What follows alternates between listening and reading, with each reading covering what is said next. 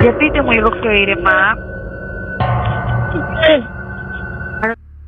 Suatu hari di bulan Mei tahun 2021, seorang pria Yunani menelpon petugas layanan darurat untuk meminta bantuan karena rumahnya baru saja dimasuki komplotan perampok yang menyerang dia dan istrinya.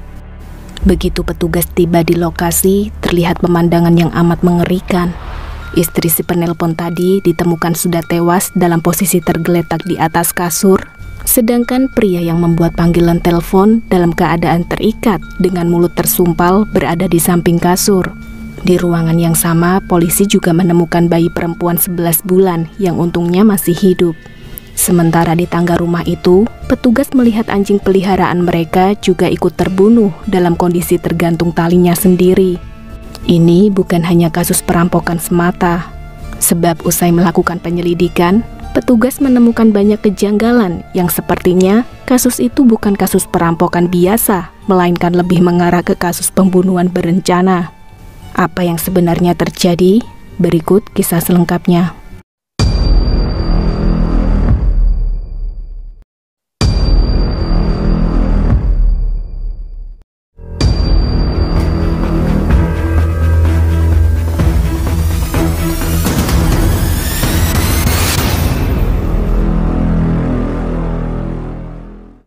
Istri si penelpon yang ditemukan tewas di atas kasur tadi bernama Caroline Louise Crouch yang lahir di Athena, Yunani pada tanggal 12 Juli tahun 2001 dari pasangan suami istri bernama Susan Della Cuesta berkeluarga negaraan Filipina dan David Crouch berkeluarga negaraan Inggris yang merupakan seorang pensiunan eksekutif perusahaan minyak dan gas. Meskipun Caroline tercatat lahir di Yunani, dia juga memiliki kewarganegaraan Inggris sama seperti ayahnya. Diketahui keluarga Caroline pindah ke Pulau Alodisos, Yunani pada awal tahun 2003, tepatnya ketika Caroline masih berusia 2 tahun. Menurut orang-orang terdekatnya, Caroline tipikal anak yang aktif, cerdas, ramah, murah senyum, dan positive vibes. Terbukti banyak sekali kegiatan yang dia ikuti saat remaja, seperti olahraga scuba diving, berenang, dan kickboxing. Oleh karena itulah, tidak heran di kalangan komunitasnya, Caroline sangat populer serta disukai oleh banyak orang. Singkat cerita, pada musim semi tahun 2017, Caroline yang masih duduk di bangku SMA jatuh hati dengan seorang pilot helikopter bernama Babis Anagnostopaulus berusia 31 tahun, yakni hampir 2 kali lipat dari usianya. Pihak keluarga Caroline tidak mempermasalahkan perbedaan usia mereka, sehingga keduanya pun mendapat restu. Kemudian 17 bulan menjalin hubungan, Babis memutuskan melamar Caroline begitu lulus sekolah. Mereka lalu resmi menikah pada tanggal 15 Juli tahun 2019. Orang tua Caroline tentu ikut bahagia menyaksikan putri mereka telah menemukan pasangan hidupnya. Caroline was very young, but her mother described that she was happy with him, and they basically supported this relationship, both the family and the local community of Aloniso. Setelah menikah, pasangan itu pindah ke daerah pantai Glikanera di Athena. Mereka bersosialisasi baik dengan lingkungan baru, dan salah satu tetangga yang berteman baik dengan mereka adalah Lila beserta suaminya, di mana jarak rumah mereka cukup berdekatan. Ένας άγγελος. Ο σύζυγός της ήταν ευγενικός, μετρημένος, λίγο πιο κλειστός χαρακτήρας από την Caroline. Tak lama usai pernikahan mereka, Caroline mengalami keguguran. Terpukul dengan kondisi tersebut, suaminya berinisiatif membawa sang istri ke konsultan agar membuat Caroline merasa lebih baik. Dari situ, Caroline dianjurkan menulis diari untuk menuangkan segala kesedihan yang ia rasakan. Di dalam buku diari, Caroline menuliskan, "My love for this is more than anything else in the world. I'm so influenced by my hormones that Babis, he should know. I'm ashamed to tell him. I know he will support me, but I cannot tell him. But I'm trying for my baby." Tidak lama pasca mengalami keguguran, mereka dikaruniai bayi perempuan yang diberi nama Lydia. Menyandang status ibu muda ternyata tidak membuat Caroline melupakan pendidikannya. Dia tetap melanjutkan kuliah di Universitas Piraeus yang terletak di Attika, dekat kota Athena. Tampaknya setelah memiliki anak, kehidupan Caroline terlihat harmonis dan bahagia. Dia sering membagikan momen berharga di sosial media, seolah-olah kehidupannya nampak sempurna. Namun ternyata di balik foto-foto bahagia yang dia post, ada permasalahan serius yang menjadi awal mula bencana bagi kehidupannya. They were a very good-looking couple. They had a young baby. They were in their own homes. They didn't ask for trouble. Trouble came to them. Pada tanggal 11 Mei tahun 2021, sekitar pukul 6:12 pagi, petugas layanan darurat setempat mendapat telepon dari Babis yang berteriak histeris serta suaranya agak jelas karena saking paniknya.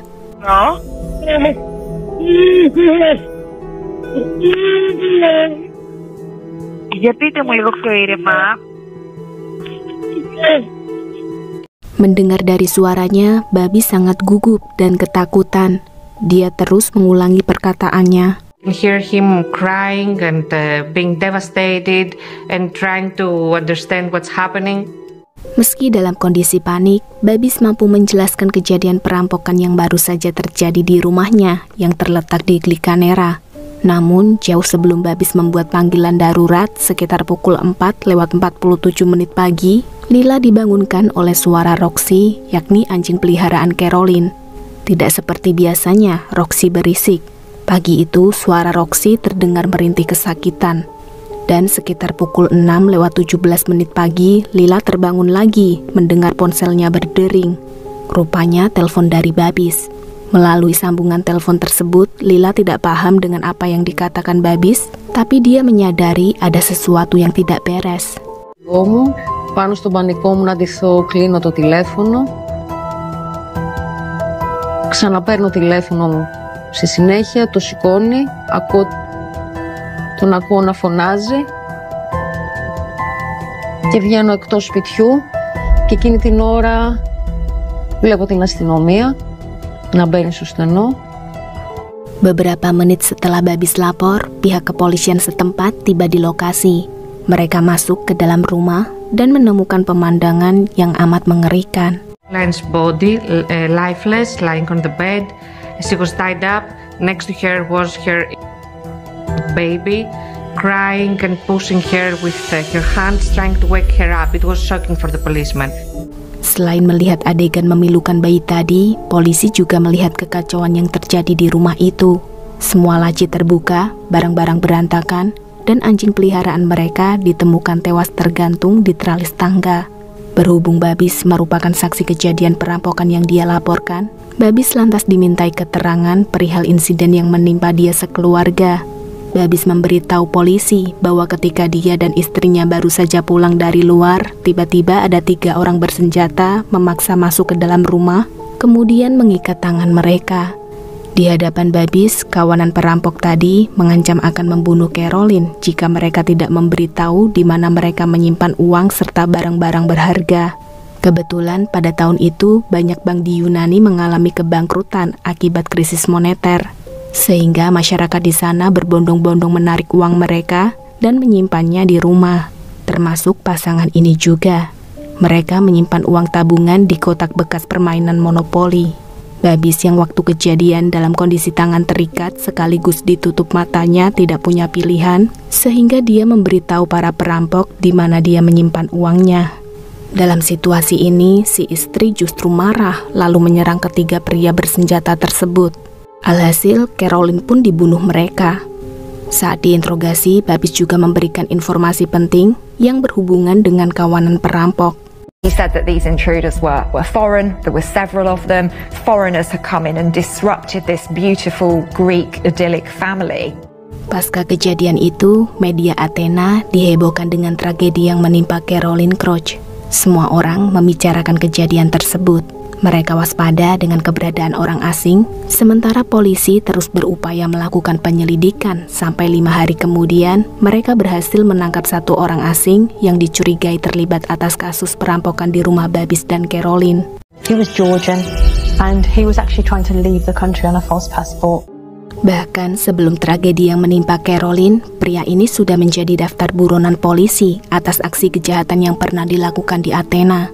Besar kemungkinan dia merupakan salah satu pelaku yang mengakhiri nyawa Caroline. Di sisi lain, saat penyelidikan masih berjalan, Babis berbicara di depan para wartawan. Kalau diperhatikan dari mimik wajah serta cara dia menjelaskan di hadapan media, Babis nampak tenang dan lancar berbicara. Μην γίνεις σε κανέναν άλλον ποτέ ξανά, τίποτα άλλο. Τα παιδιά ξέρουν τη δουλειά τους, θα τους πιάσουν και αυτό που πέρασα εγώ και η οικογένειά μου και η οικογένεια της γυναίκας μου να μην το περάσει ξανά κανείς ποτέ. Having watched Babis being interviewed by the media, he does come across as a man in pain. That does take some real courage to do that. So I'm impressed with the fact that he actually managed to speak to the press the next day, and I'm a little surprised as well. 3 hari setelah diperiksa tim medis, jasad Caroline langsung dikebumikan di tempat pemakaman Alonisos. Hampir seluruh penghuni pulau tersebut mendatangi prosesi pemakaman Caroline. Semua orang berduka atas kematian ibu 1 anak ini, dan yang paling jelas kelihatan bersedih adalah keluarga Caroline. Terlihat Babis dengan mata sendunya sedang menggendong Lydia, dikelilingi oleh keluarga beserta teman-teman Caroline. Proses pemakaman Caroline tersebut berakhir dengan secercah harapan ketika polisi menginformasikan bahwa mereka berhasil menangkap geng kriminal lokal Albanian dan geng lokal Georgian. Para tersangka yang tertangkap tadi dibawa ke markas besar kepolisian lalu diinterogasi beberapa kali. Sejauh informasi yang mereka dapatkan, polisi meyakini beberapa dari mereka terlibat atas kematian Caroline. Tetapi seiring bergulirnya waktu, Kepala Inspektur Kepolisian Metropolitan yang bernama Parm Shandu justru mulai ragu.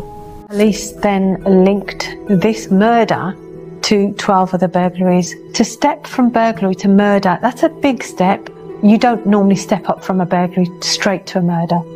Meskipun berdasarkan keterangan saksi, profil tersangka cocok dengan semua yang dijelaskan, polisi tetap saja tidak dapat menghubungkan keterlibatan mereka dengan kasus kematian Caroline.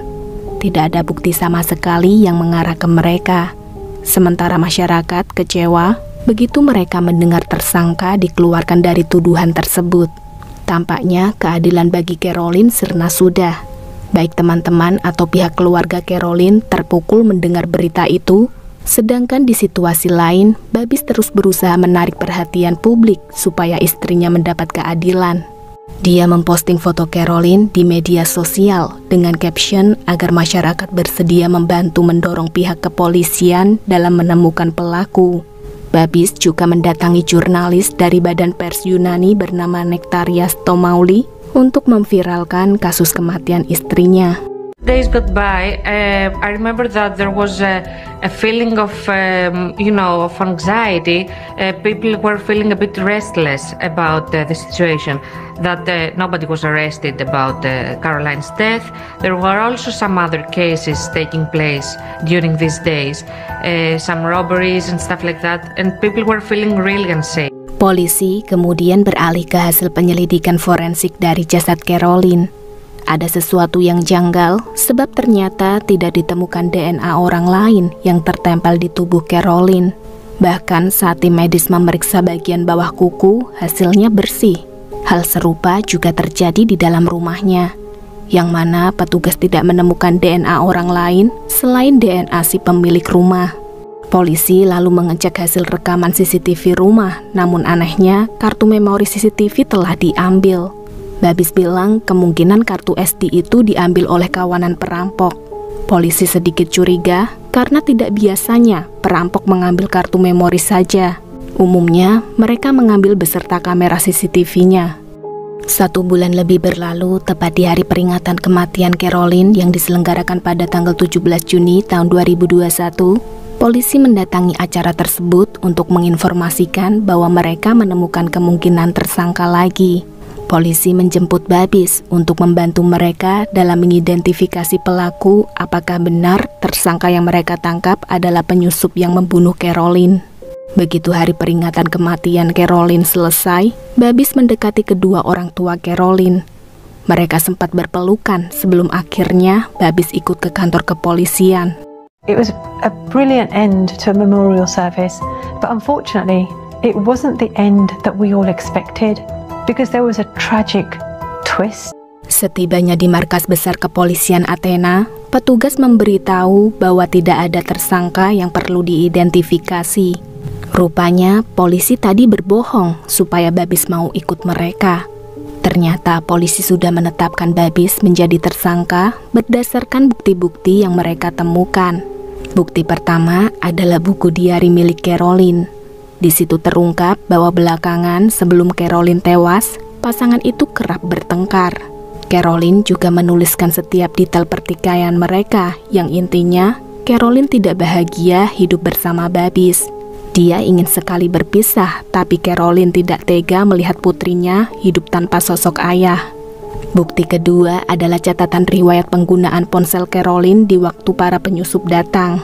Menurut mereka, aneh saja bagaimana bisa Caroline masih bermain HP saat kejadian. Bukti ketiga, sekitar pukul 1:20 pada malam kejadian, kartu memori CCTV di rumah Caroline telah diambil. Sedangkan menurut pengakuan Babis, para penyusup datang sekitar pukul 4 pagi. Petunjuk keempat adalah sebuah aplikasi ponsel yang sudah terhubung ke smartwatch Babis. Melalui aplikasi itu terdeteksi bahwa pada waktu kejadian, Babis tidak diam di satu titik lokasi rumah, melainkan berjalan mondar-mandir dalam waktu yang cukup lama. Babis said he was tied up when the crime happened, when in fact his GPS on the phone shows him moving around. Petunjuk kelima, aplikasi serupa milik Caroline yang juga terhubung dengan smartwatch-nya. Di aplikasi tersebut, terdapat riwayat detak jantung beberapa jam sebelum Caroline meninggal. Diketahui detak jantung Caroline melemah pada pukul 4:11 pagi. Terakhir, petunjuk keenam, polisi menemukan transaksi booking hotel di ponsel Caroline, yang mana ini menunjukkan kalau di hari itu Caroline sudah ada rencana mau pergi dari rumah. Caroline was wearing a fitness watch which showed heightened activity of her heart at about just after 4 o'clock in the morning. So that again was evidence to disprove what Babis had told them. Babis telah diinterogasi selama 8 jam. Polisi menunjukkan semua bukti itu di hadapannya. Dan setelah berkali-kali didesak oleh petugas, finally Babis mengaku juga bahwa benar dialah pelaku yang telah membunuh istrinya sendiri. Dia sengaja merekayasa TKP agar seolah-olah terlihat seperti kerampokan. Babis confesses that he did the crime. At that point, I think that pretty much the Greek society has realized that he was the person that was to blame for Caroline's murder. Babis mengatakan bahwa setelah kehilangan anak pertama, suasana hati Caroline sering berubah-ubah serta tidak mampu mengendalikan diri ketika marah. Dia kerap main tangan setiap kali mereka bertengkar. Meski Caroline sudah dibawa ke psikolog, tetap saja hasilnya Caroline masih suka emosian dan gampang sekali memukul. Nah, di hari kejadian, Caroline mengancam akan pergi meninggalkan rumah dengan membawa Lydia. Inilah yang membuat Babis marah lantaran mengkhawatirkan putrinya yang takut diapa-apain saat Caroline kumat. Tak ingin Lydia kenapa-kenapa, sedangkan Caroline punya niatan ingin pergi dari rumah. Babis lantas memutuskan mengakhiri nyawa si istri saat tertidur pulas dengan cara membekap mulutnya menggunakan bantal. Babis juga membunuh anjing peliharaannya untuk menyempurnakan kebohongan dia di hadapan polisi. Sayangnya, polisi tahu Babis berdalih dengan menyalahkan sang istri yang sudah meninggal. Melalui buku diari yang ditemukan polisi, terungkap bagaimana perasaan Caroline terhadap Babis. 1 tahun sebelum tewas, Caroline menuliskan catatan seperti ini. After quite a few tears and quite a lot of shouting, I told him that before I fell pregnant, I'd been thinking of leaving him. But then, after, I became pregnant, so I stayed with him so that my daughter would not grow up without her 2 parents.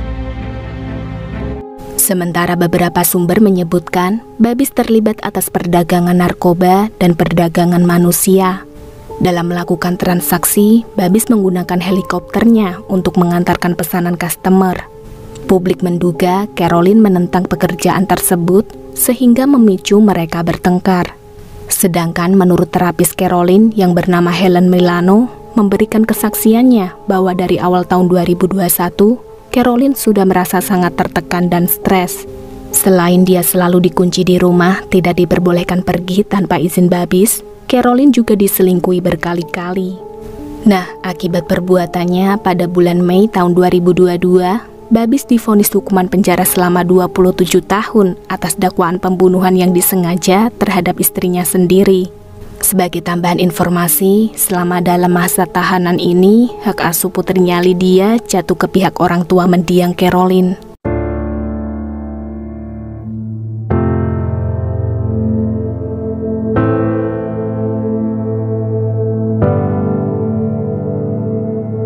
So, bagaimana pendapat kalian mengenai kasus barusan? Tulis pendapat kalian di kolom komentar ya. Kalau begitu, sekian dulu cerita hari ini. Sampai jumpa di pembahasan kasus berikutnya. Stay healthy and see you.